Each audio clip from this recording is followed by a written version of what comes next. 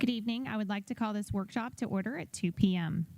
We'll start with our presentations. Item number 1, 26-3689, presentation of Somerset and Explorer K-8 Access Agreement Update by Mr. Lipsey. Mr. Lipsey, welcome. Good afternoon. Thank you very much. Also presenting with us is Caroline Mokler, our staff counsel. Yes, hello. And then we also have Kristen Kowaleski and Nikki Day on, they're video calling in or Teams audio, yes. And they're with Gray Robinson, and Ms. Kowaleski and Nikki Day have been assisting in drafting the agreements as well and have been involved in negotiating these contracts. So at the end of the presentation, if any of the board members have any questions that we cannot answer, they're also available to answer those questions or provide updates. And it doesn't have to be at the end of the presentation. It can be any time during the presentation? Oh, yes, it can also be at any time during the presentation. All right, so we're going to begin with the first slide. As you can see, there are several agreements that have been revised since our last presentation to the board. Those include the letter of no objection, and because the letter of no objection, the county and Duke Energy have decided to instead enter into an encroachment agreement. So the other revised documents have been revised to replace that letter of no objection to verbiage that says encroachment agreement. And that is the extent of those revisions.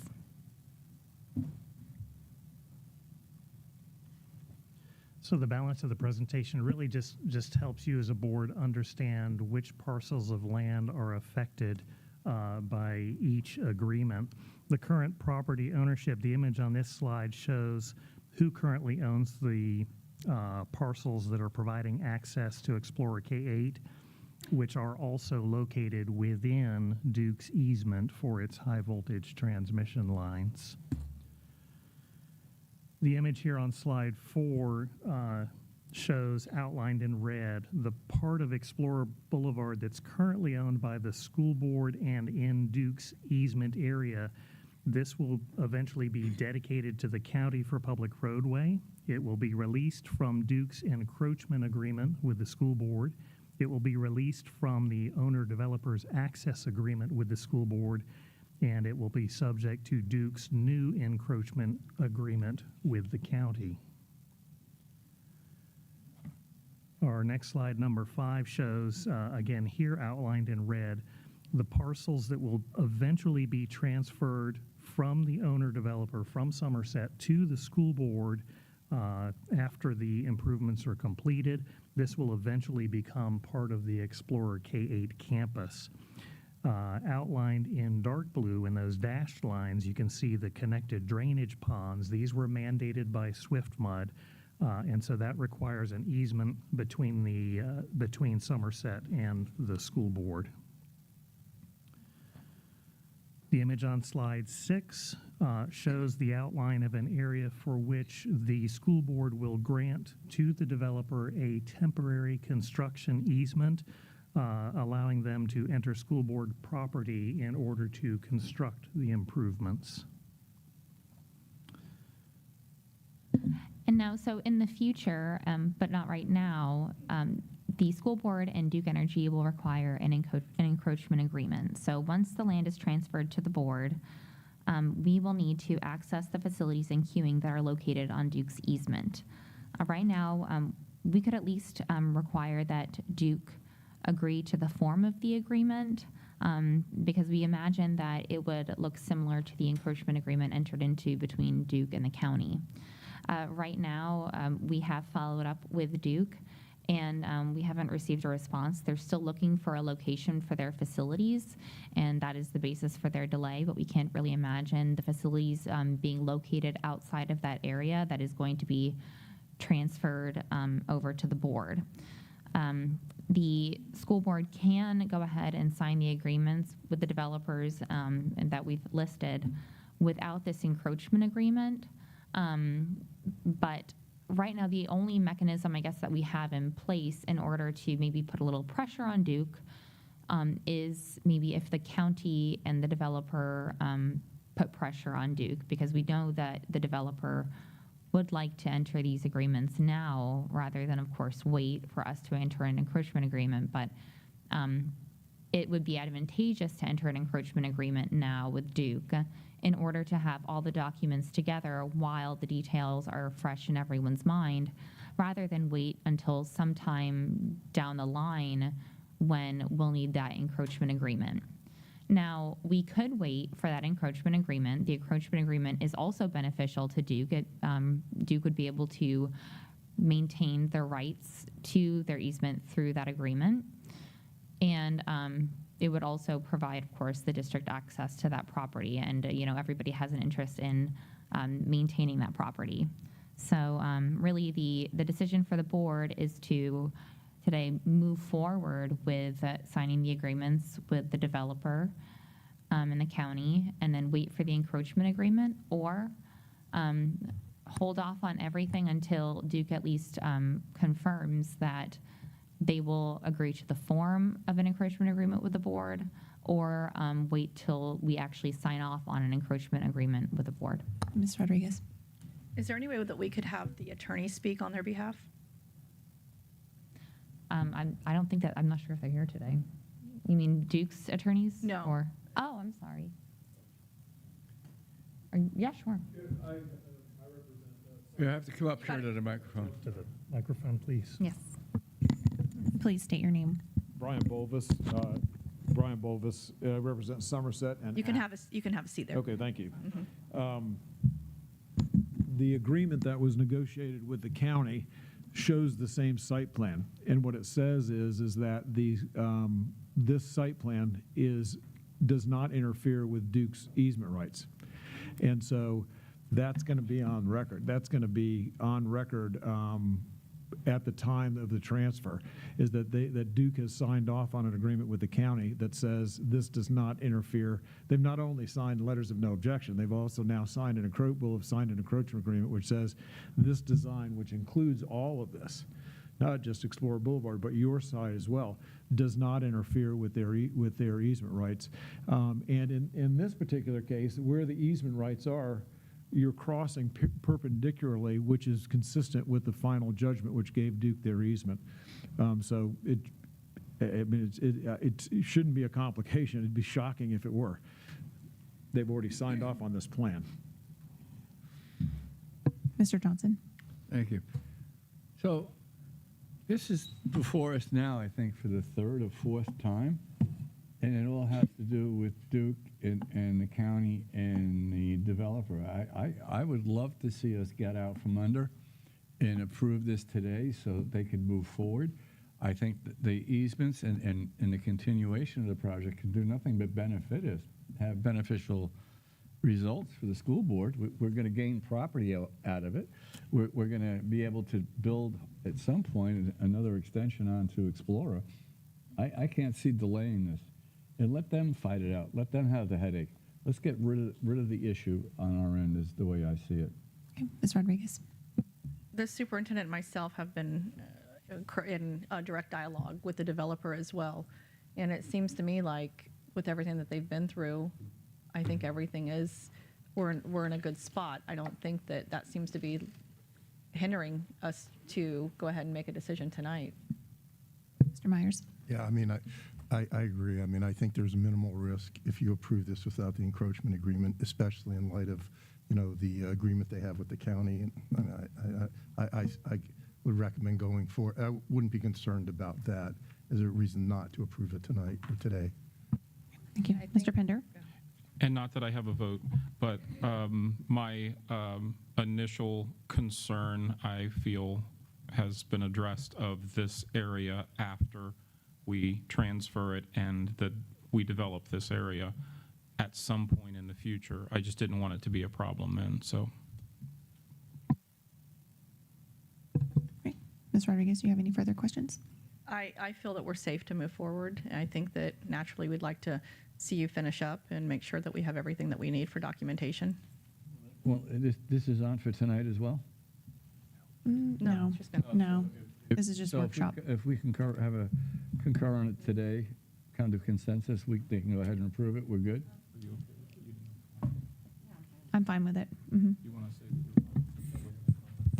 I'm fine with it. So we're all good for it, so there's concurrence. So What was the question? I'm sorry. He's asking, does this have to come before the board to be voted, or can they just move forward 'Cause now? we've already Mr. voted for Myers? it. This is not, you can't vote here. Mhm. So you're, by consensus, you're saying Yeah. move it forward, so you have to vote at a regular board. So it'll be at on the next workshop, on the next board meeting agenda. We don't have it on this agenda. Didn't we voted on, is it because there's a change in the agreement, we have to vote on it again? The agreements have been revised. You've never officially voted. There is a Okay. resolution which provides a summary of all of the documents, and then you will formally approve. And then I believe I would have to look at it again, but I believe some authority is provided to the superintendent to close out those documents. So it's just a one-time approval, and then you can just sign. Okay. Okay, any further discussion? I think we're good. Okay, thank you. Thank you.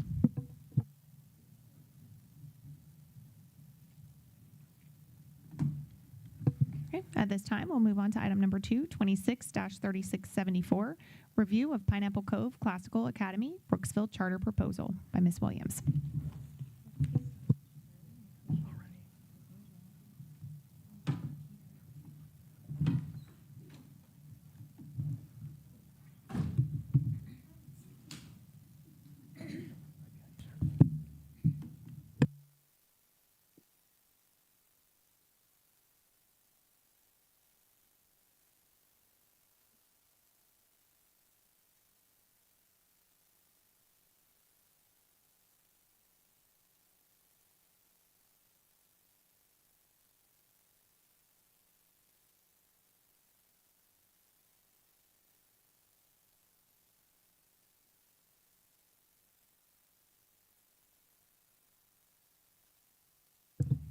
Okay, you're welcome to start when you're ready. Thank you. Good afternoon, Madam Chair, School Board, Superintendent Pinder. The purpose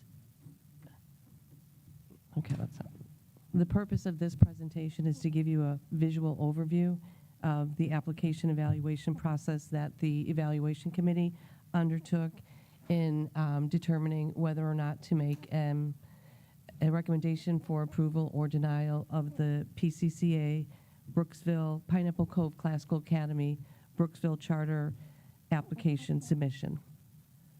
And so that was the overview. And with me here, I'm sorry, my apologies. We're supposed to have Dr. Kelly Gunter teamsing in, and this is Mr. Mark Chaffee. He's one of the founding board members. My apologies. Over the staff council. Do we have somebody on Teams? I'm here. Oh, hi, and this is Dr. Kelly Gunter, and she is one of the original founders of Pineapple Cove Classical Academy over in Brevard County. Did you want to say hello? Hi, everyone. Hi. Thank you for having us. Thanks for joining us. So on February 24th, we received the PCCA Brooksville application to establish a new charter school to be located at Cortez and High Corner Road in Brooksville that is projected to open in 27-28 with a projected enrollment of 624 students in grades K through 6. On March 9th, the evaluation committee met to review each component of the Florida Charter School application evaluation instrument and to begin preparing capacity interview questions. And the members of the committee are listed below. So we had representatives from all of the key areas of the district evaluating the application. On March 24th, the capacity interview questions were due to me, and then I shared those questions with PCCA Brooksville prior to the capacity interview so that they would have them and we could have fruitful discussion when we met together for the capacity interview. On April 1st, the public capacity interview with PCCA Brooksville took place in the boardroom. This was an opportunity for PCCA Brooksville to address the concerns each department may have had with the application, and for the applicants to establish through their responses that they have the capacity to open and operate a new charter school. So that was the capacity interview. And on April 10th, that was the final day for the committee members to send their completed portion of the charter evaluation tool to me. And April 14th was the final day for the committee to vote on whether to recommend an approval or a denial of the application. The voting result was 11 in favor of making a recommendation to approve the application and 5 in favor of making a recommendation to deny the application. Per Florida Statute 1002.336B2A, a sponsor shall, by a majority vote, to approve or deny an application no later than 90 calendar days after the application is received, unless the sponsor and the applicant mutually agree in writing to temporarily postpone the vote to a specific date, at which time the sponsor shall, by a majority vote, approve or deny the application. We did have an agreement to extend the timeline. And so on the next slide, I'm going to go over the evaluation rubric with you to show you the scores. So there are 19 components that are, there are 19 standards that are graded on the evaluation application tool. 19 in total, so Pineapple Cove, Brooksville, 13 met the standard. There were 5 that partially met the standard, and then 1 area that did not meet the standard. Did not meet the standard that was in the area of budget. Partially met was in the area of education program design, curriculum plan, and target population and student body, and then the other one was for facilities. And then they met the standard in all the other ones. There were some post-capacity interview questions that were submitted to Dr. Kelly Gunter. I'm not sure if that changed any of the marks on the partially met or did not meet. This was already uploaded by that time, but this is where we stood with the evaluation marks. So PCCA Brooksville is also seeking to establish PCCA Brooksville as a high-performing replication of their existing PCCA in Palm Bay. The evaluation criteria is on page 28 of the Florida Charter School Application Evaluation Instrument, and the criteria for replicating a high-performing replication is evidence that the applicant's school and the school to be replicated are designated by the Commissioner of Education as a high-performing charter school. You have in the attachments the letter from the Commissioner stating that they are a high-performing charter school. Another criteria is evidence that the proposed school will be substantially similar to the high-performing school that is being replicated. Reviewers should base this determination on the response to this question as well as the applicant's proposed educational, organization, and business plans as described throughout the application. They are replicating indeed the school in Palm Bay. They're using the same education management company, their same curriculum, so they are replicating that model. And then the final criteria was evidence that the organization or individuals involved in the establishment and operation of the proposed school are significantly involved in the operation of the high-performing school that is being replicated. And that has been met as well. Dr. Kelly Gunter, one of the original founders, is going to be completely involved in this replication as well. Did you want to speak to any of that? So while PCCA Brooksville met the standard according to the application criteria, there were still some concerns around projected enrollment, standards-based curriculum, and adoption of the Hernando County School District Reading Plan. We'll review the statute language regarding high-performing replications in the next slide. So pursuant to statute, an application submitted by a high-performing charter school identified pursuant to statute 1002.331 may be denied by the sponsor only if the sponsor demonstrates by clear and convincing evidence that, 1, the application of a high-performing charter school does not materially comply with the requirements in paragraph A, which they do. They are a high-performing school as evidenced by the letter from the commissioner.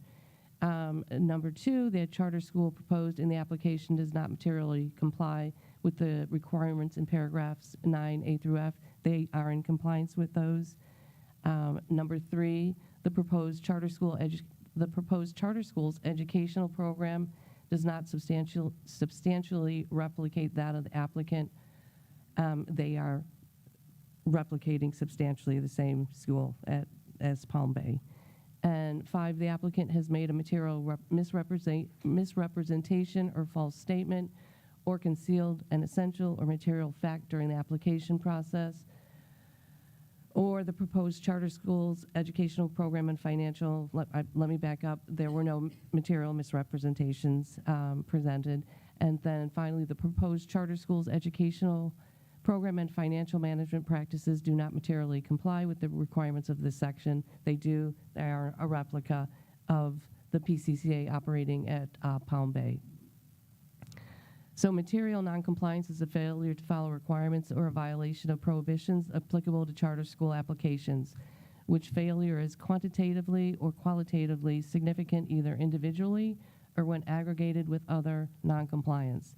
An applicant is considered to be replicating a high-performing charter school if the proposed school is substantially similar to at least one of the applicant's high-performing charter schools, and the organization or individuals involved in the establishment and operation of the proposed school are significantly involved in the operation of the replicated schools, and they meet all that criteria.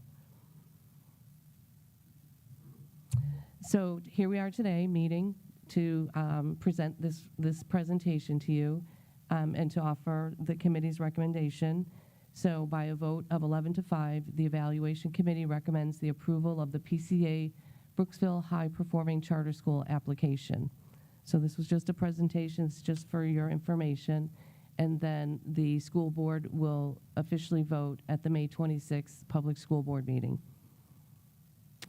So if the application is approved, the school district has 30 days to present an initial proposed charter contract to PCCA Brooksville. The applicant and the sponsor have 40 days after that to negotiate and notice the charter contract for final approval by the sponsor, unless both parties agree to an extension. Any questions? Board? No? Ms. Rodriguez? What's the enrollment rate currently? What do we have it set at? 600 total. 627 is their projected in, yeah. Let me just double check that. I think it's. Is that projected at 100 students per grade? It's 624. I don't have. I think it was 90. Mark? You wouldn't mind, Mr. Chaffee? It's not exactly 100 per grade. It's Wasn't it like 90? Mr. Lobster saying 88 per grade, 88 per grade. And in the capacity interview, Dr. Kelly Gunter talked, initially they're going for a K6 in year 1, but in reality, it may be a K3, and then they would add grades. That's typically how they functioned in the past. Am I correct on that, Dr. Gunter? We typically do open K6, and then we will continually add grades, 1 grade per year, until we build out to a K12, as that is the classical model as a K12 school. Is your mascot going to be a leopard? I don't think we've gotten quite that far yet. We have 3 schools currently that have Patriots, Pioneers, and Lions, so anything other than that is on the table. Thank you. Thank you. Any further discussion? Mr. Pender? So, I mean, I know that this plan is based on, I believe all the financial plans and everything is based on this 600 and some odd student enrollment. So if you don't have 620 students in your first year, then how will you finance the school? Because you won't be generating enough FTE to support it. Sure. So we actually are experienced operators in tax-exempt bond financing as well. So we are actually in the middle of our 6th tax-exempt bond finance project. So we have a bond team that works with us, including our group of investors, and we have contingency plans in place, usually with the idea of either prepaid capitalized interest to help support the school if it comes in under-enrolled in the first year. Additionally, any management fees are subjugated to the debt service payments. So if for some reason the school is under-enrolled and is therefore not meeting any of its bond covenants or unable to meet debt service, the management agreement requires that the management fees are not collected at that time. Traditionally, we start our enrollment fairly early in the year so that we have a good idea of where we're at and can make adjustments if necessary. We also have the ability to do VPK as well within our program, which can be a fund generator for the schools. But we are pretty lucky in the past years of opening our schools. We have never opened a school not 100% at capacity. And I know that we're a known entity here in Brevard, but we are engaging a marketing team and we'll be working hard to ensure that those enrollment numbers are met. Okay, thank you. Ms. Pender. Any further discussion? All right. Thank you so much for your time. I know you've been working really hard on this, so Just- congratulations to this point. Just one Mr. Johnson? question. This comes back to us May 26th? Yes. Okay. Thank you. Right. Thank you. So yes, sir. Thank you. Oh, Mr. Myers has one more. No, it's just, there's consensus to move forward, then, I mean, all board members agree. I mean, Well, according to our presentation, we have to, regardless of if we felt any differently. Well, So- this is a lot different than the last school that came before us a few years ago that didn't meet certain requirements. They were looking to cherry pick who they were going to have in that particular school in the past, and they were looking for only high-performing students. And I know now they have to accept whoever applies until they reach that. Anybody who applies to that school is accepted up to their capacity of what, roughly 100 students. So if they have more than that, then it goes to a lottery. Is that correct? You have to accept anybody that correct. applies to your school? So if we That is had- correct. If we had 20 ESC kids' behavior, you have to accept them? That is correct. Okay. And if they exceed that, then it converts to a lottery. So that's That a is lot correct. That's a lot different than I see where this model will be successful. I was just looking through the grades, and from some 22 or so forward, it's been rated an A school district, a school. So I can see nothing but good things coming out of it. Can, so, Sponsic. so you say you accept everybody. You also said you use a marketing company to get students. So do you market for our ESC, ASD kids that are beating our teachers up? I'm just wondering. We market to all students, so we publicize ourselves as a public school, tuition-free charter school that is open to all students within the Hernando County School District that are interested. All right. We do advertise that we provide our own ESC services, including OT, PT, behavior, our own SLPs. We have our own ESC teachers, resource teachers. We actually even have our own support specialists here in Brevard County. Awesome. Thank And we do you. advertise that to parents. Awesome. Mr. Chaffee? Yes, Mr. Johnson, it's 90 students for K1, 2, 3, and 4, or 1, 2, 3, and 4, 5, and 6 are 88 students. Thank you. Yeah, I was using that as a round number, but thank you. Any further discussion?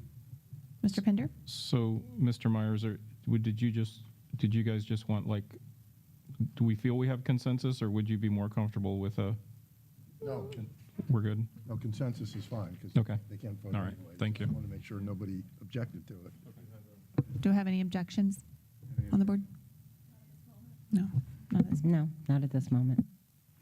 Thank you for your presentation. Thank you. Thank you. Thank you.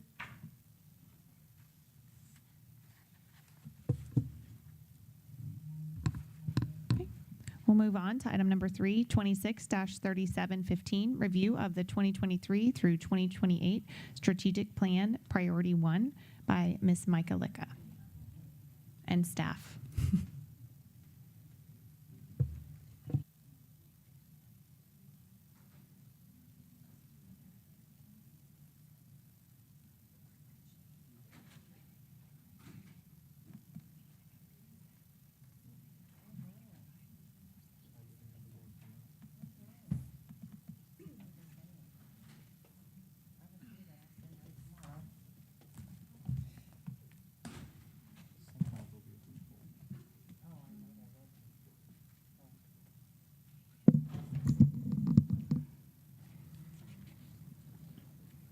You're good. Okay. Good afternoon, board chair, superintendent. This afternoon, we're going to provide an update on our strategic plan, and we are going to focus on priority one. So in this plan, as you can see, we have, I'm not going to read all of this to you, but we have our vision and mission statement. And on the next slide, you'll see where we have priority one, student success. Our goal in this strategic plan is to provide standards-based instruction in all classes, in all content areas to ensure all students are college or career ready to be a contributing member of society. And then we have our 3 strategies that we'll review this afternoon with you. So before we move into the strategies, I just wanted to provide you with an update that recently we had our mid-year review with Cognia for our accreditation. We had to review all of the standards and provide evidence on how we're moving forward, with each of those standards. So we submitted our plan in November, and they provided us with feedback in January. We also had a call with them.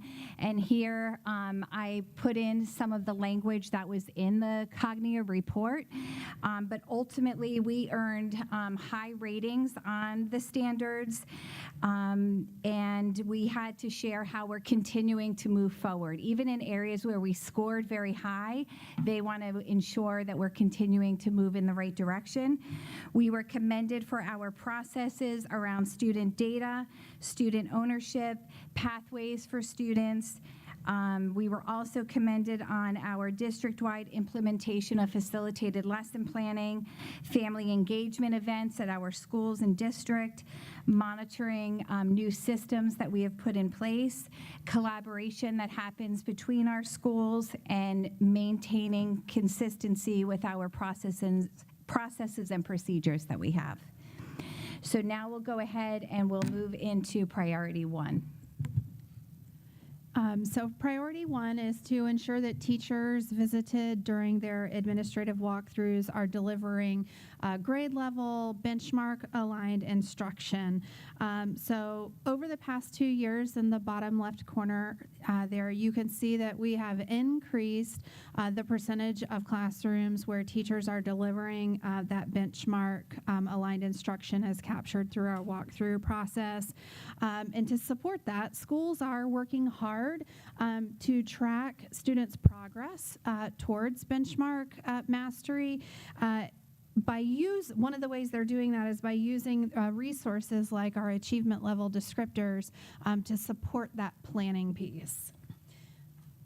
And during planning, we as an academic services team are supporting schools through that facilitated lesson planning, curriculum maps, various professional learning opportunities to include our district-wide Teachers in Action, where teachers get to self-select the areas that they would like to receive professional development in. But by keeping lesson planning at the forefront, students are receiving instruction grounded in best practice and aligned to benchmarks, and it's actually showing in our data. All right, this slide is a comparison of Hernando to the state for ELA and math by grade grouping. Our district is continuing to demonstrate growth in ELA, an increase of 8% over the last 3 years across all grade levels. Our district is also continuing to demonstrate growth in math, an increase of 7% over the last 3 years. Each grade grouping in math has made growth and is working towards closing the gap with the state. Learning gains has been a primary focus for our district. We are closely monitoring students' progress towards growth and achieving learning gains. Our schools are focusing on helping students understand how to demonstrate a learning gain, setting individual goals, and creating a plan on how students can meet their goals. Schools are also encouraging students to reach their goals, demonstrating growth with school-wide incentives. In ELA, our district has increased by 10% over the last 4 years and 13% increase in math over the last 4 years. Learning gains of the lowest 25% has been a strength for our district in both ELA and math. We exceeded the state by 2% in both ELA and math in the 2025 school year. Our district has demonstrated an increase of 19% in ELA and 16% in math over the last 4 years.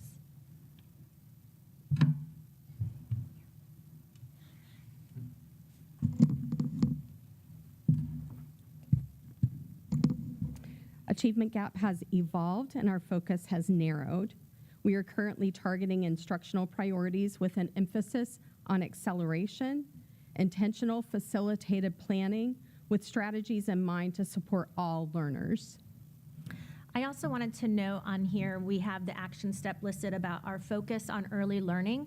We've been working hard on expanding our VPK programming across multiple schools, as well as working collaboratively with our new early learning specialists in the ESE department and in our academic services department as well. Go ahead, sorry, Ms. Bonzik. Ms. Downing, are our VPK programs all filled at this point? We are almost full and have waiting lists at most schools. Okay, perfect. Amazing. And by utilizing these early learning programs, we're able to focus on that achievement gap and minimize it by hitting them early. Our district has long-lasting relationships with our state IDEA projects, such as CARD, Fiddlers, Fin, and Project 10. Those are a few who have supported our schools on a regular basis this year. Some of our schools have CARD and Fin and Fiddlers in monthly, at least. Yeah, just excuse me, and going back, we do have EPK in all our elementary schools at this point? No, not yet. EK8 is full to capacity and does not have the space to offer the VPK program at this time. But we do accept students from the EK8 school zone at any of our other schools as well. So that's the only school that does not have one. And we have tried, yeah. Thank you. I'll be interested to see the data after a year or two of what the gap closes there. I have it tracked. We tag our students in our EduClimber program, which is another feature of our action steps. We're able to create cohorts with those tags and then track their performance over the years. So we know how they're performing and keeping up with all of their proficiency levels across both math and reading. Well, That's exciting. We can share that with you. It's exciting. Yeah, thank you. Critical thinking classes create more opportunities for our students to achieve at higher levels and to reduce that need for intensive reading. And our participation in the USF SPOC program enables us to follow a consistent system for data discussion with our focus schools.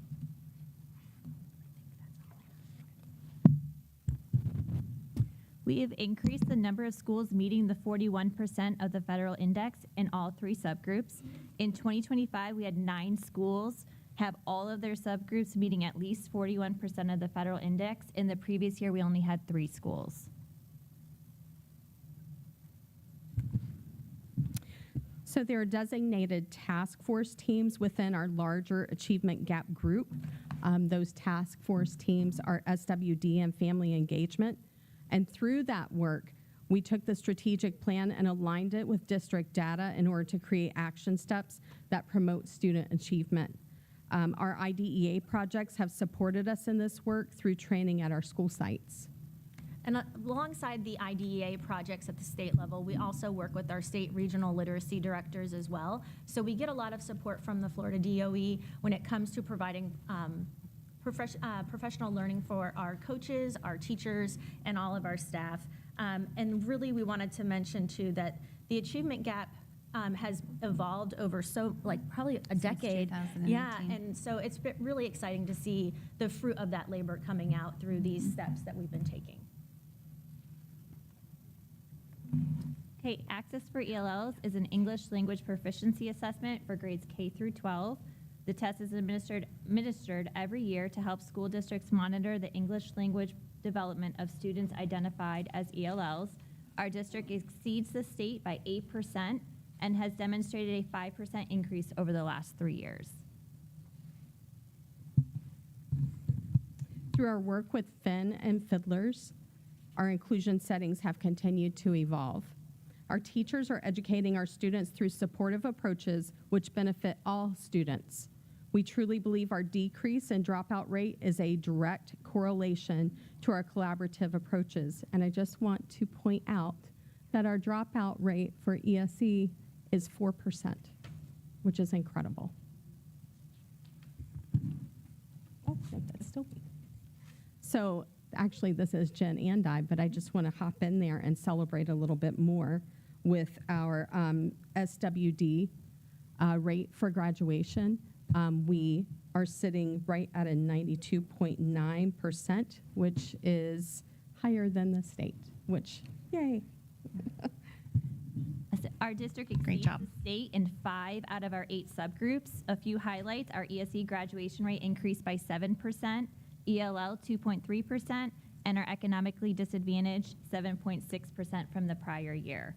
All of our ethnicity subgroups demonstrated growth from the prior year as well. May I ask a question? So, do we have someone that looks and revisits the 504 plans to make sure the students that are on the 504 plans, maybe they may need an IEP, but we have them on the 504 because maybe the staffing and the team, is there someone that looks above that just to make sure that we are in compliance with that? Because just curious. So 504 isn't really my wheelhouse. However, I do tend to visit quite a bit.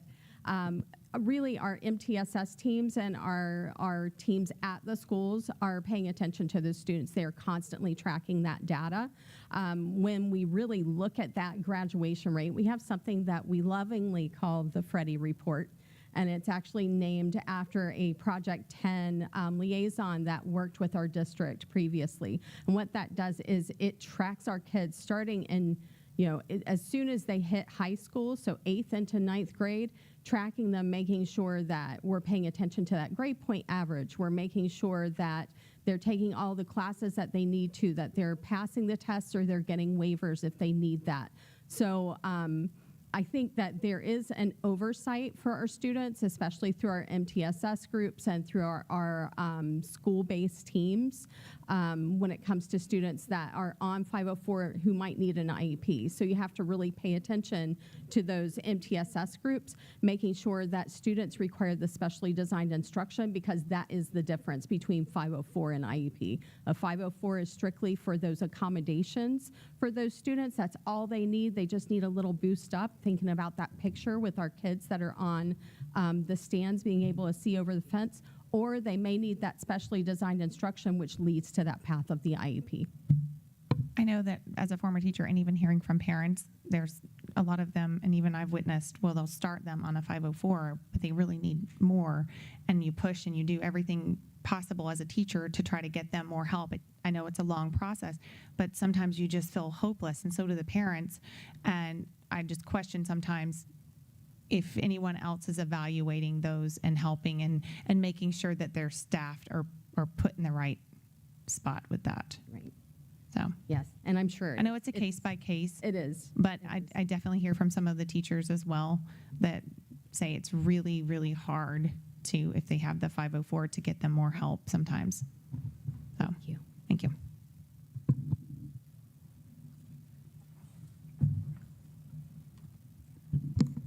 So strategy 3 is to prepare K-12 students for post-secondary education, employment, or military service.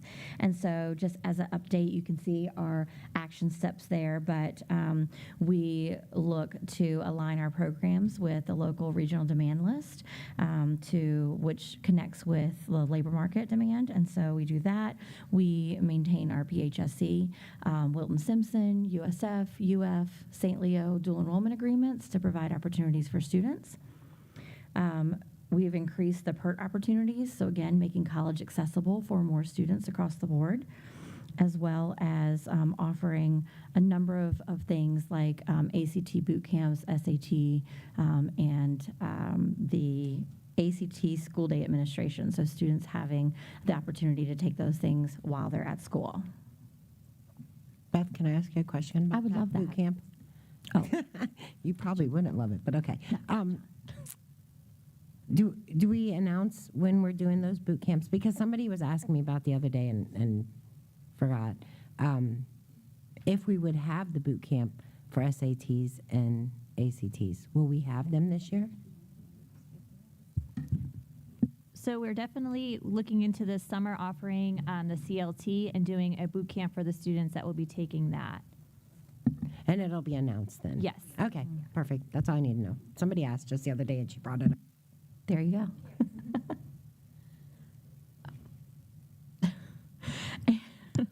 And so the next slide talks about additional action steps. We have many opportunities to connect and engage students with the world around them, post-secondary, military, and employment. And so some of the ones up here, we have college nights. We do twice a year, district-wide. We have over 1,000 attendees. We have usually between 65 and 75 colleges and or universities that show up between the two events. And so that's always a fun event. Exposure for industry connections through our manufacturing day, Hernando Grown, our college and career, our career and internship fair, and things that are outside of the classroom for students, different industry tours, as well as our partnership with Space Florida and the pathways that provides to certain programs that we have here in the district that align. I'm going to speak a little bit and give a shout out for our ESE transition fair that was last week and was very well attended by vendors and students and people in our community.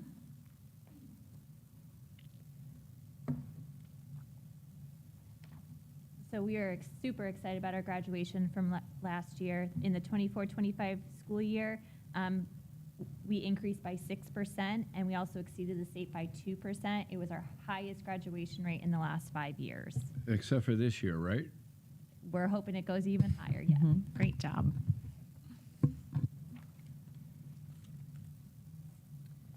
Our district has achieved a 13% increase in college and career acceleration over the last 5 years. There's a strong focus to prepare students for post-secondary education, employment, and military service by expanding opportunities and ensure all students have the opportunity to participate. And those scores for the college and career acceleration are where? That's a combination of any student who receives an industry cert, gets college credit in dual enrollment, or gets an AP, IB, or ACE exam with college credit. It would be a combination, so you'd be able to provide those type of things. Did you want specifics or the overall? Yeah, I was wondering what the scores were. So we just got it in March. It's lagging data for our school grades. So we improved by 1%. I believe we were at 66% and 65 in the previous year. So we did increase from the prior year.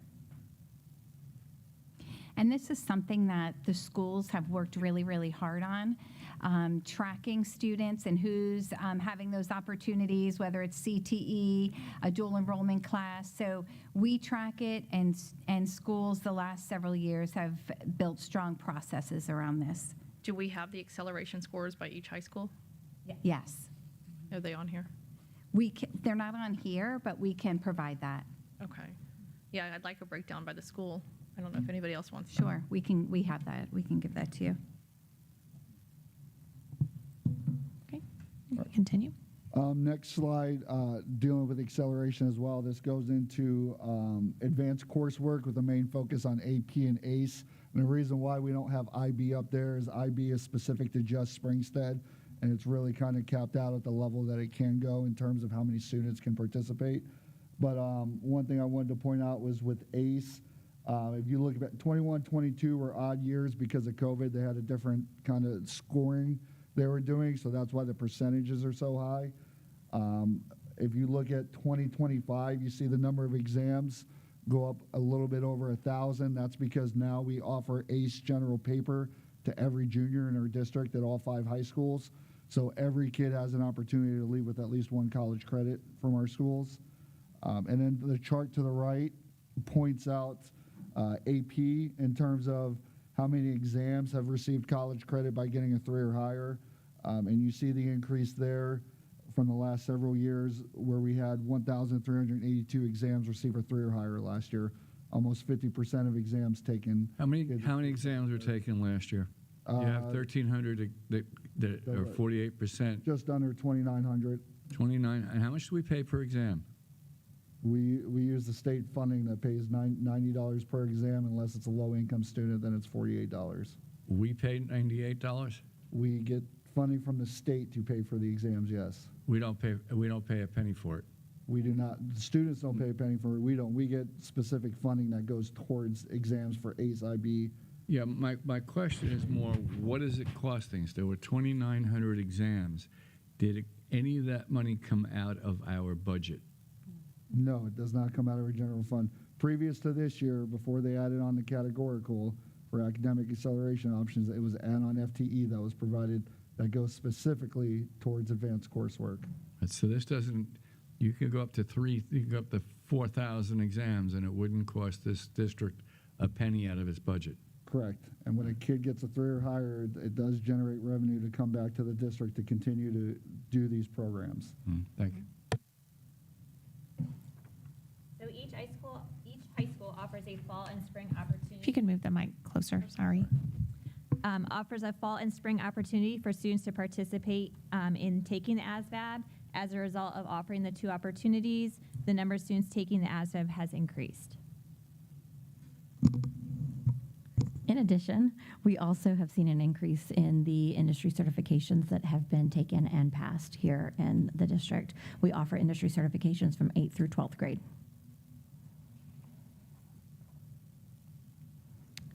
Here I was waiting for someone else to talk, and it's me. With the dual enrollment classes, we have also seen an increase in the number of students who are taking dual enrollment and receiving credit. So if you look at this slide, again, we do partner with Wilton Simpson, PHSC, USF, UF, and St. Leo University to provide different opportunities, different course selections for students. Can I stop and ask? Yeah. This year, were we able to get more students at Wilton Simpson to do the dual enrollment? We are working on a partnership to, where they have a portion of their day that they don't have adults and they're not already full, to open that up to high school students. Yes. So that's going to be for next year then? It is for August, yes. Okay. So for August, Wilton Simpson or Simpson Tech, they are leading the initiative, working with counselors to make sure that schools have that information, but students would be able to do that rather than, it's great because rather than going in the evening from 4 to 9 p.m., now they have a part in the middle of the day, which is going to be wonderful. Do you know what class around? Like I'm sure it depends on what they take, but average, how many students? So they're looking about 18 students, which is their typical class size, and it's going to be for the CNC production specialist program. Okay, so it's only one program? Right now, yes ma'am, based on space availability. Okay. But we're working on it. Yes ma'am. That's the barrier. Yeah, it's a space is where they have that right now. And their classes, I mean, when they open up enrollment, they have people lining up at 6 in the morning, even earlier, I believe, for filling out their registration for classes. So on the first 3 days, they are full. Which campus? The one on Spring Hill Drive. Could we be creative and maybe use some of our space to have them? So we talked about that. The biggest part is that we're hosting students that are not necessarily doing dual enrollment. We only have, like, let's use welding for instance, just for an example, because right now Simpson Tech has welding and HVAC in the evenings at Central. And so, but during the day, we took a look at that, and then that's a number of secondary students that would not have the opportunity to take classes to get into, like the lower level classes, level 1s and 2s, because we only have one teacher for welding and one classroom for welding. And so we weren't able to expand that out. The certification is also different, so we have to look at that differently because it doesn't necessarily mean that it's funded for secondary students to have in our classrooms based on the accreditation for that location. Okay. But we are looking for extended opportunities for sure. Mr. Johnson? Expanded opportunities. I had presented to Dr. Dent, and I'm waiting to hear back for the longest time on starting a short program to develop helpers in the electrical field. It was a 10-week course that I offered. We had a 65% placement rate, and there's a need in the industry today for helpers with a short term. What that did is got them employment, which qualifies them for the state apprenticeship program, which is free to the student. Nice. That the school can get reimbursed from the state. And I'm wondering why that hasn't gone more forward than it has. So I'll check with her. She and I met last week, and we also met today with Mrs. Mikalika, and we didn't talk about it today, but last week she and I were talking about the programs that were coming as well as expansion with dual enrollment and things, and she mentioned something about electrical. So I believe they are working on that. Like it's not pushed to the side. What we did with the helper program, because we were looking to place people into jobs, we didn't stress the theory behind it other than what was practical or what was needed to pass code. Sure. because that's all a contractor is interested in, an employee to get out and wire a room so it passes code. And the theory came when they went to the apprenticeship program, which there is still an instructor available who was down in St. Pete, who lives here in Hernando County. And if we don't grab him soon, he'll age out. Sure. Yeah, I know that they are developing several short courses. I just don't remember off the top of my head if that's one, but I know we talked about electrical because we've I been already talking gave her the also- blueprint for it. Oh, good. Well, we've been talking at the high school level as well about expanding our trades programs and opportunities there. So it did come up, but I know they are developing some short courses. But we'll touch base with her. Thank you. You may continue. Now I don't know where I was. I'm No, sorry. kidding. Savings to families, which I think is very important, is over $900,000 in college credits. So based on that dual enrollment, we're saving a lot of money for families. Our students are saving a lot of money for their families, right? It's not necessarily just us. The students are taking the classes, and they're doing well and with those opportunities. So that's something that's very, very exciting. So in 2 out of the 3 years, Hernando has exceeded the average ACT composite score. All of our 11th graders are provided an opportunity to take a free college reportable ACT in the spring. Our students just took that at the beginning of April. We exceeded the state's average SAT total score in the previous school year. We have demonstrated an increase of 2% over the last year and 6% over the last 3 years in our middle school acceleration component. Our district is working towards expanding opportunities for middle school students to accelerate through advanced coursework and career and technical education while closely monitoring data to ensure access, progress, and success. And talking about middle school acceleration, we have the students, just to go back, that do 8th graders that do take industry certifications that work into the acceleration. But prior to 8th grade, we have digital tools, which are things like word processing, spreadsheets, presentation skills, things like that. And so this will show you where we have seen a decrease of the number of schools that are participating, but the schools that are participating, we have an increase in students there that have had the opportunity to pursue courses that gave them skills in those digital tools and earning there. So for our students who are students with disabilities that are enrolled in higher education, in a training or apprenticeship program or gainfully employed, we are sitting at 68.92%, which is well above the state.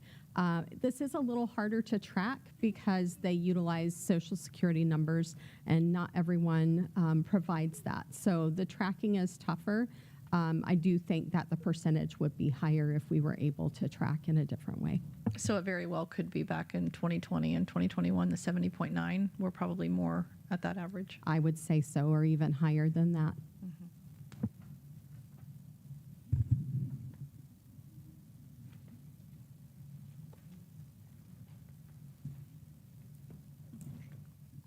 I had a question if we go all the way back to when we were going through our priority area, the student performance, the outcomes, et cetera. Cognia had recommendations. What were some of their recommendations? So off the top of my head, some of the recommendations was to really make sure that we had developed strong processes around pathways for students and giving them choice and exposure. So the last couple years, we've spent a lot of time sharing with schools, and Danielle on Beth's team, Danielle Williams, has rolled out Zello and has kept that at the forefront for schools and students, as well as you heard Beth talk about those events, college nights, DE nights, all of those things. A few years ago, we put together a task force, and I know many of you have been part of Achievement Gap. From that, we had a family communication and engagement task force team where schools collaborate with their partner schools and feeder schools to really have events for families that really educate families on that college and career piece, right? And for families to really understand what it takes to get into a state university, or if they're going the career path, what that looks like as far as DE courses. I know that many of you have been part of the Superintendent Citizens Academy, and we share, the requirements to get into a state university. And every single time we share that presentation, we have families that are like shocked. Wow, my child needs 6 to 8 AP courses or whatever. So those are things that we started to roll out district-wide, those good processes and systems for really educating our families. That was one of the areas with Cognia that, that we had to work on. And honestly, the rest of them were just making sure that those processes that we have in place, that there's checks and balances, because all of our scores were very high. So when we went through this mid-year cycle, I'm like, why are we having to do, this particular standard when we scored a 3 or a 4 on it? And it's just to make sure we're continuing to monitor and continuing to, have a strong vision around that and have those strong processes. So that was really, it was like those next steps on how you were going to make it even better. Thank you to that. And Sure. Hats off to all the growth that we've seen. You guys Thank you. done a good job on that. And then to go back to something that I didn't want to interrupt when we were starting. As discussed at the past board meetings, I think it's essential that we involve our teachers in the design and the implementation of those district walkthroughs. So I'm not sure last time had I spoke on that. I don't think you were here, Mrs. Michaelika, Right. for that, but I'm sure they briefed you. So when it comes to the walkthroughs, I think their feedback could enhance the process, and it would create more buy-in with the priorities of supporting the work of the teachers and the student performance outcomes. So do we have anything scheduled for some of the teachers to get their opinions, to get their feedback, to get anything like that? So every year we meet at the end of the year to kind of debrief about how to make our systems that we have in place for our district walkthroughs even better. And I'm going to be honest and share, over the last 10 years, I've probably presented with the team our process in Hernando County probably 10 times throughout the state at different conferences, and we're commended for the process. They're actually shocked that we have so many of our district staff that are out at schools on a daily basis, whether it's formal or informal walkthroughs. With that being said, we have a debrief meeting at the end of every year, looking at, okay, how can we make the tools better? How can we get input from principals? We don't necessarily involve teachers in that per se, but the principals share feedback with us. And because it has evolved over the many, many years, we have definitely moved away from the dog and pony show and whatever. We know this is one snapshot in time, right? So we're coming in, we want to see what's happening on a particular day. And we know whether it's good or bad, it's one snapshot. So we share that Can I data. interject? Sure. As much as it's beneficial and you understand why you're doing it and what you're doing, and you're able to get the data and address the needs. So I do agree that it's beneficial. But with that, I guess what I'm speaking on is, as a school board member, being in the schools, talking to teachers, hearing their hearts, hearing how Right. they feel. That's the part, not about what your conclusion is to it all. I think that speaks for itself with your grades, with everything, with our outcomes, performances. So I think that we're on point there. I guess all I want to ask and say to you guys is what I hear is different than what you will ever hear. So what I hear, a lot of it seems cold, it seems harsh, it seems a lot of them feel like you come in, say 5 to 7 people in a room, and it's more staged. It's more, instead of it being natural, instead of it being authentic, it seems more rehearsed and structured, and they have to have everything. And I know you're still able to grab your data from it. I get that.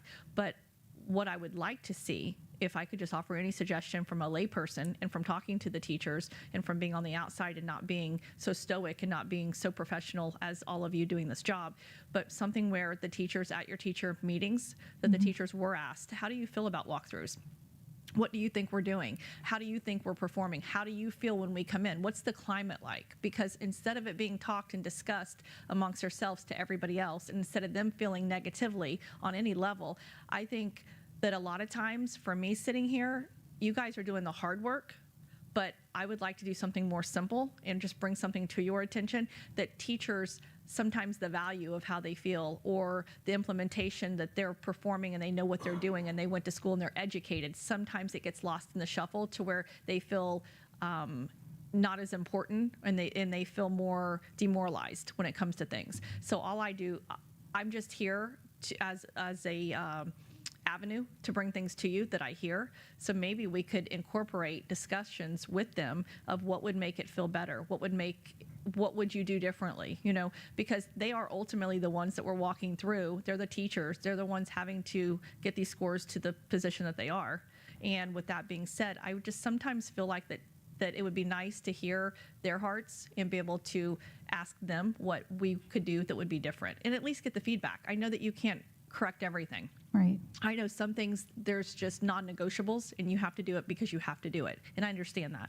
But I do think that sometimes they're not asked. And I think a lot of times what I hear is the principals are asked, administration's asked, and everything has to do, and they're just kind of down here and everybody asks and the world goes around without them and they never get to put their feedback in. They never get to speak on it.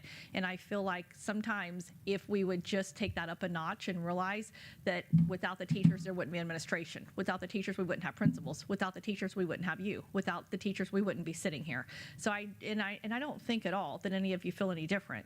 I just want to add what I'm hearing when I'm out and I'm about, because they're more apt to talk to me and tell me things than they would any of you. A lot of times they just don't feel like, one, you care, two, that you want to listen, or three, that they have asked before and nothing's been done. So I just want to bring that to you guys and the board, because for Sunshine Law, we can't discuss this behind closed doors. And I just think that I just want teachers to be able to, I think more so now than any time ever, especially with the loss of teachers and the charter schools coming in and all of our competition, I think it's more important at this very moment than it's ever been.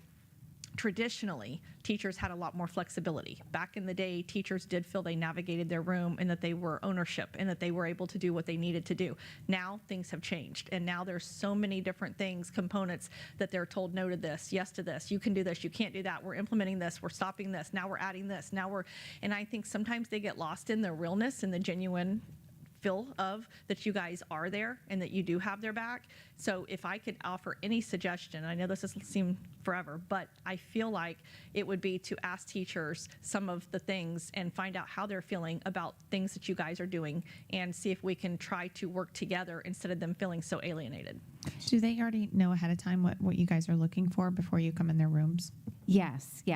That's provided to schools in the beginning of the year. We really haven't changed the process, but it's something we review with administrators, so they're aware. They have an idea. Yes. Okay, Mr. And Johnson? it's pretty much the same thing that principals are looking for when they're in classrooms as well. So Thank you. I believe what Mrs. Rodriguez basically is alluding to, why not have a roundtable discussion with the teachers at the end and get their input and see how you can improve the process and to include them.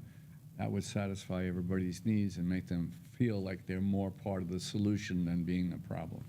So I know that Tiffany and John have task force meetings with teachers, and that's something during those task force meetings we can definitely have discussion around the walkthrough process. But you also have exit interviews. That would be the time to have a roundhouse discussion and say, well, what would you see to improve it? And that would be the simple solution. But we don't always have exit interviews. There's a lot of that needs worked on as well. So there's so many things. But I think my biggest goal, if I could offer any suggestions sitting as a board member at this point, at this time, the climate of all the schools coming in, all the options, the school choice for all these parents, and in order to retain our students and retain our teachers, which is first and foremost, I think it's including them a little bit more than we have. I think we've gotten away from that, and I think that they feel that. So if it were me, and I were you guys, or I was the superintendent, I think he has listened, because him and I do go around to schools and we are having roundtable discussions, and these teachers are coming in to visit with us and tell us their hearts and what they like and dislike.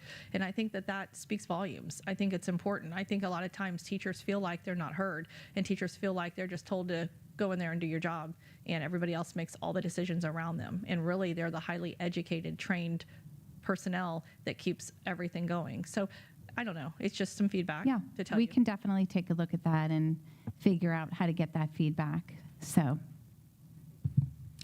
Continue. Okay, so we also want to measure decrease in truancy for students in grades 6 through 12 so they can participate in all these wonderful programs that we have. The way we do this is we have an annual review of CST truancy procedures. We do that at every school. They all receive a training on that annually. Ms. Miller Royal sends out monthly reports to administrators to follow up on those students that are truant and are at risk of truancy. We have a district attendance task force. We also have our monthly truancy case staffing meetings. And parental prosecutions are taking place for, we are moving into a truancy court process, which will happen this week for the first time, where the families will have to come to the court. So I'll turn over to Angel to share the data. Okay, thank you. So this is updated data for, we followed a cohort for 6 through 12 from 22-23 to 24-25. So it is the number of students. It doesn't show the hard work that we put in. But I want to say that the overall is we've decreased it in 2 grade levels moving forward. But we are focusing on our elementary students. We are seeing the decrease there because that is going to be a carryover up to our 6 through 12. With the 6 through 12, a lot of them, the habit, the poor attendance habit has been created. So it's a little more challenging to engage them and get them motivated to come to school. But we are working hard to do some incentives. But we are working on with our elementary, and we're seeing less of our elementary students coming up for truancy at our CST meetings. And you all are receiving the quarterly reports for truancy, which was part of the statute this year, and those numbers are going down as well. So everybody is in compliance up through quarter 3. So we're doing well with that. You do Mr. amazing Johnson. work. I've sat on that committee Thank you. more than once. But at the high school level, aside from Endeavor, which high school has the most truant students? I would say Hernando High School, And behind them? Central High School. Thank you. And we are working on a lot of incentives to try to get our high school students there. We have limo rides coming up this week, so that just ended last week. So we'll be starting those next week for the students that maintain 90% attendance. They go into drawings. And the district paid for that limo? No, I'm kidding. No. I'm kidding. No. I'm kidding. No. No, it was a donation, just for the record. No. Ms. Bonzik? It was a donation. Goodness, Ms. Hawkins, wow. Sixth grade, are we, do you, the number, Yes. how do we separate it from our K through 8s? Do we, are we looking at our middle schools and then also looking at our kids with our K through 8s Yes. that are in our K through 8s? Okay. Yes. When I run the How do our report- K through 8s look for tendency when we get to 6th grade? Is it better than a free standalone middle school? I would have to go back and look and say Okay. for sure. I know with Challenger in the mix that they tend to be very high. Right. EKA, they struggle a little bit more. So Right. Winding Waters is kind of in between, but I would have to go back and look If at you that. could just, you can shoot me Absolutely. a text. I just want to see how it looks compared to a standalone middle school if we're having a bigger struggle with those 6th, 7th, 8th. You know what I'm saying? More issues. Absolutely. That's all. I can pull Thank that. you. And I'll second that you do a fabulous job, and you really have a hard job. Thank you. But you do really well with it, working with families. So thank you. Any further discussion on that? Okay. We have more. Hold on. Is there more? Go ahead, Ms. Rodriguez. I wanted to discuss one thing that when it comes to the iReady progress monitoring, I have seen huge gains when it comes to my child who is in 4th grade. I also, first and foremost, say that Mrs. Amico and Mrs. Barker, amazing. She did not have them all year. So they got her at the tail end of the year, and they had to catch her up for the entire year. It was a lot of work. And Mrs. Michaelika, you've been following the process and helping with that. And for what they've done and accomplished with her, she made gains in every domain except geometry. But that's a difficult concept, so that part. And she's 10 years old in 4th grade.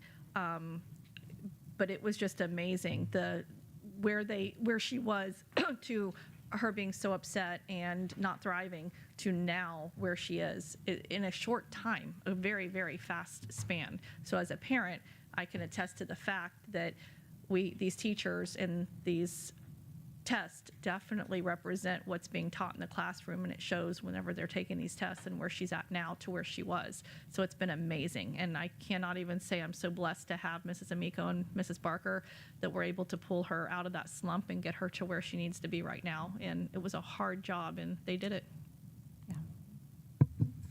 Okay. Mr. Pender, you have something to add? Yes, this is our priority one. It's not a mistake in our strategic plan that it is priority one. And, we are doing great things. Do we have room for improvement? Yes, and we'll continue to do that. So thank you to the team that keeps this priority one every day with me and everyone else and the many things that we deal with every day, and keeping yourself with this as priority one. And I'm really intrigued by the choreography that you had today, Miss. With You that, did, Very Jenny. impressive. very smooth, We people coming practiced. in. It was very impressive. Thank you. Yeah. Thank Okay. you. I want to thank my team as well. As you can see, there's a lot of hands that are involved, but the academic services team, they are, very rarely are they in their office. They're really supporting schools and trying to keep a strong focus on student achievement, because we know it starts and ends there. So thank you. We appreciate your feedback. Y'all did Ms. a really Bonsick. good job, but Coach Cup, are you part of this team? Absolutely. You got something to come up here and tell us about your priority one? Come on. So when we started strategic plan, we didn't have him in our department. So he's like, where do I fit in? Okay, well, now So- we're fitting him in. I had a couple lines in there. When it you comes the token to male? I'm sorry? Are you the token male on this team? No, we got plenty. John, we got Jesse. Sorry, Dr. We're Morris. good. Joe pops in from time to time. No. The one thing I did want to touch base on was when we're talking about college and career readiness type of things, the Honest Game platform that we utilize, this is going on year 2 of that. That has really, really seen, I've really, really seen well, how can I say this? The interest from parents and students wanting to learn more about that college recruiting process. I think 4 or 5 years ago, it's kind of the D1 or bust mentality. And I feel like now parents and students are realizing, you know what, yeah, D1's a great goal to have, and a small percentage may get there. But we have a lot of our parents and students that are like, you know what, D2, D3, NAIA could really be a viable fit for me, both academically and athletically. And the Honest Game platform really helps guide them through that process, both from a parent perspective and a student perspective. And then also the added bonus is that we have our school counselors and coaches and ADs on it as well. So we're all kind of getting the same snapshot at the same time, which when I was a coach, I would have killed to have that.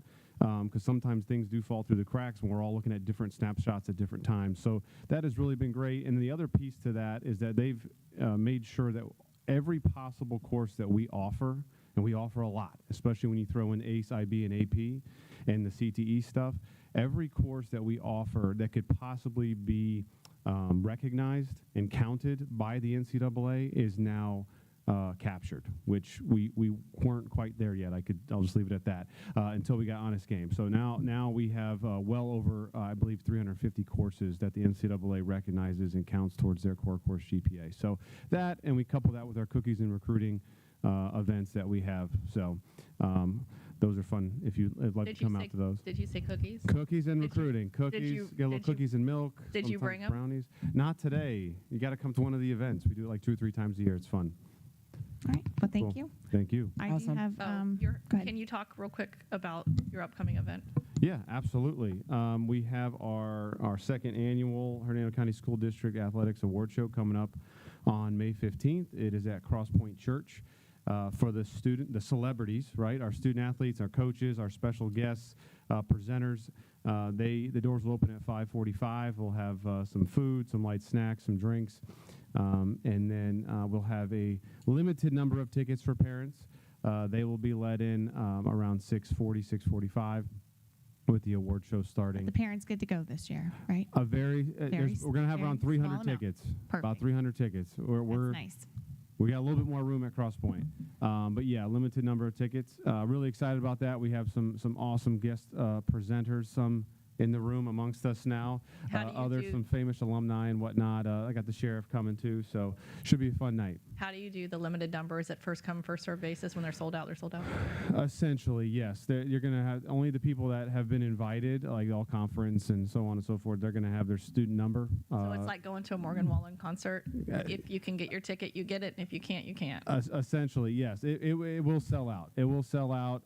Again, we were capped at Cross Point still, but we did have probably about 200 to 300 more seats than we had last year, so we're going to open it up to parents, and they get a chance to experience the fun as well. We got our DJ coming. We got Lorelei Infusions for ice cream at the end. We got some LED boards up there. It's going to be a fun night. A lot of hardware, a lot of awards, some scholarships. I know you took a lot of heat from me on the fact that I did want some of the parents to be able to be invited and to see this because it's such a milestone. So I was pretty hard on that whole aspect. And all good. Thank you for hearing me, and thank you for making this difference. Sure. No, absolutely. We're excited. Thank you. I just wanted you to say, in this Honest Game program we have, how's that funded? Through millage. Okay, I just wanted you to say It is funded through millage. All right, Ms. Bonzik wants to say something too. Oh boy, Coach Cup. Unfortunately, I get to miss it because I'll be out of town again this year. I know. But you can give my ticket to a parent. Absolutely. Yeah. And I also want to say the new state law that went in for the ADA. I don't know if you're aware, but one of the children had it done. The ECG? Mm-hmm. And they found a heart problem. Yes. I'm looking to get statistics. Obviously, we don't get names and whatnot, but I'm looking to get statistics because so far we've done around 375 screenings through the 7 days at the middle schools. We're going to have 3 more days over the summer for kind of the catch-alls and the people that missed. But I know of 2. You know of 2. I know of 2 well, out of the I know of 375. 1. So it's again, we don't get names, but we get we're getting statistics from them. But I happen to know the family is how I know of yes, her. ma'am. But yeah, I it think was it's caught. also, It was caught, and I think that a lot of people kind of gave a little pushback on that. Like, why are we Agreed. doing it? My kids played before, Right. but Save one life. this that's right. If we're going to save one life or a child that could drop on one of our 100%. it's worth it. When I heard about that first one, I had some goosebumps because I'm not gonna lie, I had a little bit of pushback myself. I was like, it's another thing, it's a lot to set up, a lot to organize, and then when I got that, I was like, I need to shut up and just be thankful, So I think also parents need to know it takes 10 days. My Yes. daughter had it done, and I kept looking and looking. And I was like, Same. I bet something's wrong with her because it's taking forever for it Yes. to finally come through. Well, But yeah, I it's- think the 10 majority. days. I think the majority of districts in the state of Florida are utilizing who we play for, so they are backlogged. So they're doing the best to keep up. I imagine they're going to expand as well, obviously with the expanded need and want. So, but yeah, they've been good, and I think they're taking some, they're learning as they go too, as they get the flood of these ECGs. But Mr. thank you guys. Johnson? I just wanted to add, it was a great idea Michelle had. Please use my ticket to have a parent come specifically. Sounds good. I also am going to be out of town on that. All righty. Okay, and then I just want to say, priority 1 was student success, and I think it's important that we acknowledge that school leadership is the backbone of student success. I feel like if our principals and our assistant principals don't feel supported or get equipped with support, that trickles down. And I know I privately had a conversation with Mr. Pender about maybe how we can support them more, maybe restructure a little. Gina, Miss Michalika, this is your wheelhouse, and you do amazing with this. You have so much on your plate with balancing, supporting our principals and closing this achievement gap. And I hope that we can work as a district to maybe figure out a way that we can provide more support for our principals and APs. I think that we have a lot of turnovers and a lot of new principals coming in, and they need that support. I know it's money and just lack of time, but I think if we look at restructuring some ways in which our district staff is working, then maybe we can provide that support. Other districts have certain assistant principals that are assigned to maybe 4 schools or 5 schools, and they focus on those, and they mentor and they guide, and they do PD on specific training for them. So I think that we are doing phenomenal closing this gap, but I think, like Mr. Pinder said, we can always have room for improvement, and it starts with leadership. It trickles down. So, Mr. Pinder? I told you we had a lot to catch up on, Ms. Michaelicko. Trying to take more off your plate. Also, I wanted to talk a little bit and extend that conversation about the EKG program. When I was at at the FADS conference, I don't know, 3 weeks ago or a month now ago, the American Heart Association was there, and we're talking and having some meetings with them to see if it's possible to designate our schools as a heart-safe school. And that has a lot to do with our AEDs and training and where they're located, and a lot of criteria that they look at in our schools, and then they can designate us as a heart-safe school at some point. So I'm looking into that and seeing if there's they had very, stories that just grab your heart right away about how people, students, adults, staff, everyone has been saved by having AEDs and a team of people that respond and some training. They provide the training, and we're looking into that to see if it's something that we can become a heart-safe school district. That I've started that conversation, so I just wanted to put that out there since we were on the subject. Thank you. All right. Any further comments? All right. With that, Thank you. Thank you. Fine, people. And Mr. Myers, do you have any closing remarks? Do not.